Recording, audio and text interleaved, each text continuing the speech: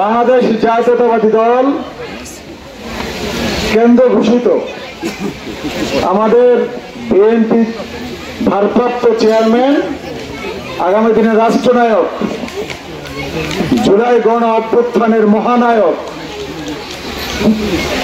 জনাব তারেক রহমানের রাষ্ট্র মেরামতের 31 দফা কর্মসূচির ঘরে ঘরে জনে জনে আজকের অনুষ্ঠানের সভাপতি সহযোদ্ধা আমার যুবদলের সাবেক, আজকে অনুষ্ঠানের প্রধান অতিথি হিসাবে উপস্থিত থাকার কথা ছিল মতলব উত্তর দক্ষিণ তথা চাঁদপুর 2 নির্বাচনী আসনের মা মাটি মানুষের নেতা ডক্টর মোহাম্মদ জালাল উদ্দিন সাহেব।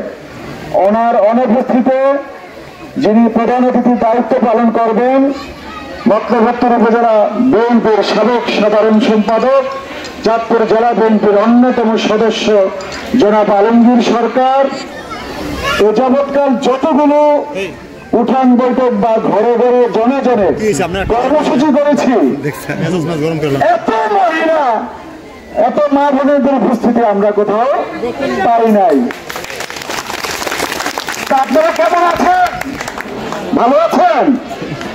এই কর্মসূচিটা কি আপনারা নিশ্চয়ই এতক্ষণ বক্তব্য শুনেছেন।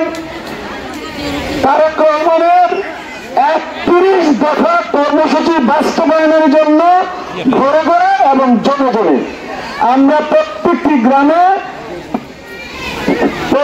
প্রত্যেকটি ওয়ার্ডে প্রত্যেকটি এলাকায় ইনশাআল্লাহ এই কর্মসূচির কার্যক্রম চালিয়ে যাব। সন্ধ্যা ঘনীভূত আরো সিনিয়র দুজন বক্তব্য দিবেন, বক্তব্য দীর্ঘায়িত করব না, শুধু একটা কথা বলে যেতে চাই, নির্বাচন কিন্তু শুরু হয়ে গেছে। আজকে নির্বাচনের রোডম্যাপ কিন্তু সরকার ঘোষণা করেছে। আজকে পুরো আগামী ফেব্রুয়ারি নির্বাচন, এই ফেব্রুয়ারি পর্যন্ত জাতীয়তাবাদী দলের প্রত্যেকটা সৈনিক মাঠে মাঠে জনে জনে ঘরে ঘরে ইনশাআল্লাহ ধানের শেষের দাওয়াত নিয়ে বসবো এই প্রত্যাশা করছি। সকালে সাথী বন্ধুরা বক্তব্য দীর্ঘায়িত করবো না।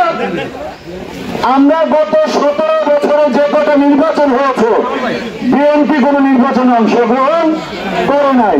একটা নির্বাচনে গেছিল 2018 সালে, দিনের মুখ রাখতে দিয়ে বলছে, কোন রকমের নির্বাচনী কার্যক্রম করতে দেওয়া হয় নাই।